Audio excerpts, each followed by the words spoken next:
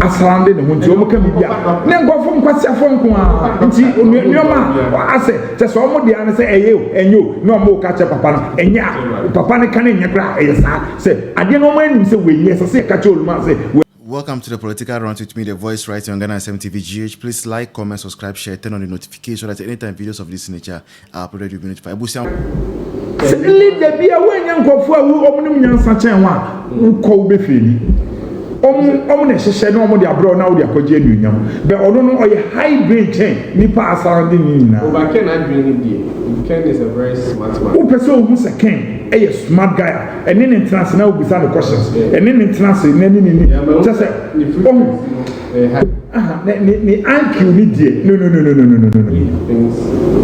Oh, it's a hybrid. So, in the SSA, when you be on necessary, be a more brain in Wasser.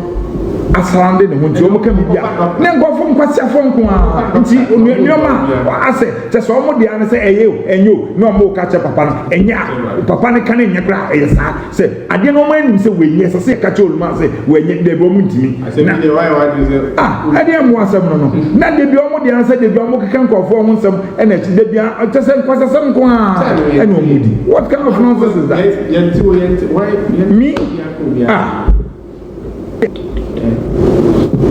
nobody pay me. Ndi obi eni wo control say there you obuo nko a yehu obi a papa nankasa timi na otonsa dididi a ade na azu hu nipa awugu so yebu obi a na obi anso buye ono obi kwan ma wa ade na wo de omie kwan ma nkofo na ye mie kwan anka wo waben ofu ite se wo nka wo ye mie kwan a ye nya wo se wa akọba obla na rezo obi timi ayi obi wo waji me see na me so oni a who is so but nya stand the ba omi akambo enti na ma eniama we need to ni ho ubehu obi abecho muska no na abc ni nko afakire no agi ska no afa na all this me see me hu a lot ewo ba omi aho ye ho ne de nipa na etwa kan ho ahia ne nipa na omo bo akan no omo nim se ye hia obi kure betimi a che 1 cedi boys no ekomo de obi a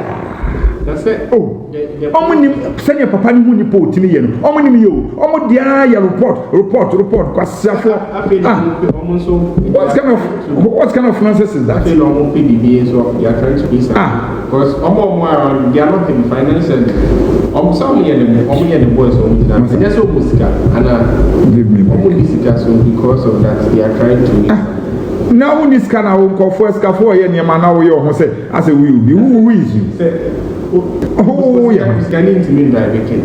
scanning journal business in Korea yes enti eno no obabro ho ase obeye o ho say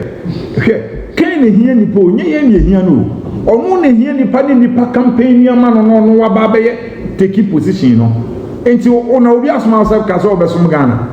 se Ghana kakake se ye nsoma any part na fie wo ye too big at na fie ye nsoma o se besom ye wo be lidi enti ye na wo pa ye chew and na wo nya power ni wi ansa na wa ye say but now ni dey no a second to none. He is one of the men he comes down to the grassroots level. Obia me anya kana sana mi ko me ka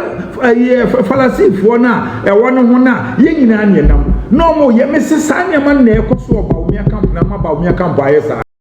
eni ma bebre ho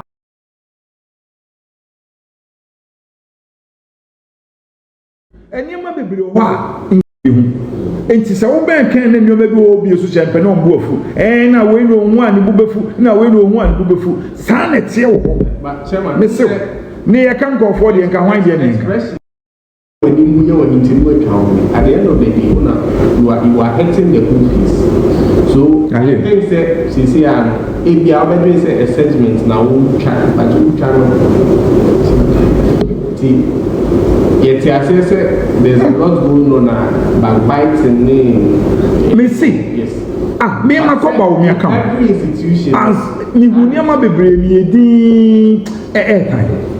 eno na ma enti ono papa na ohu a obe street but ye ma wo hu eno so me see babo so rest in peace babo on the kita Muhammad bag o see na ye ma president mpo ye ma ne nhwe graphic any amanahwe news ni amanahwe television because ohu niam bi e manakoma kosoro saa na papa ni nyama e president grada mpese oyesa eno ye den enya me face no come to me out na me who is you who bet me block me you dare not who there na wo there back campaign ni ma na say there na waye me nipa hu who ka kra utim kra be hwe na nya wo dia who ka se na wo there ura campaign ni ma wo bet me aye block ya niema we die ho asi wa makufo ado aye ne asi ye bia e ma wontimi kwasea mpani we wa me nipa so aye hyehye e ma na be ye second time aye san na mo so mu begimi sa na de ni be ho amunya hu hwe efiri se afi no mo behunu jago na ewiase politics na ye no it's not about me dese appeal to me MPP ni entina me se chenchene a me MPP ni but it's about the obe change your life because you see oboafo na wasasi so enti politically MPP ni Ghana for oboafo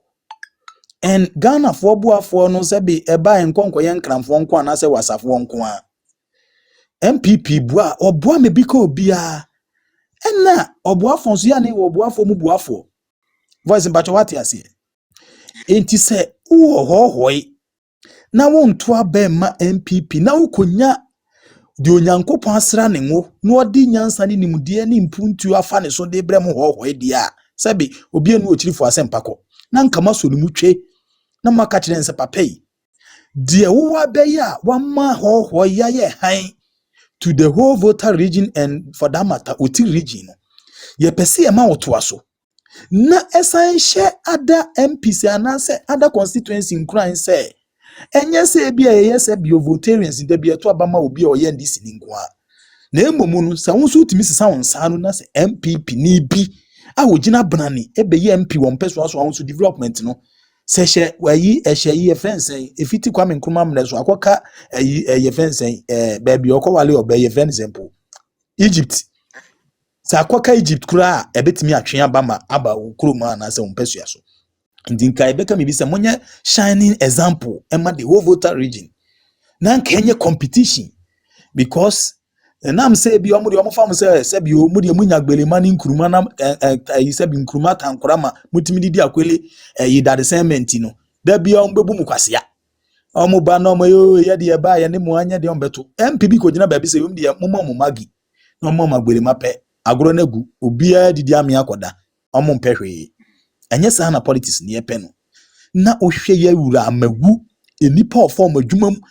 akurase kwankra papa ye maamo owie ye matese ye se wo di team so aba wa ene mo su nyankopon asane abehwe mo na me uba kede